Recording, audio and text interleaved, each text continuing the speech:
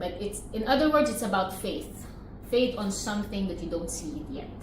That's what it's. Marami lang guru na nagsalo-salo ng kung ano-ano topic. Manifestation, visioning, this is all in one aspect of faith. Believing into something that hasn't seen it yet. So, meron doon isang page na nakalagay, write yourself a blank check. I didn't know Jim Carrey had did this. So, I did that. This is the IB's Islamic Bank. And this is so fun to see. Yung tipong, ang tagal ng panahon nung sinulat ko siya. And then, it has a date. But I don't know if that's gonna happen on those days. And I arrived here 2023. I was 27.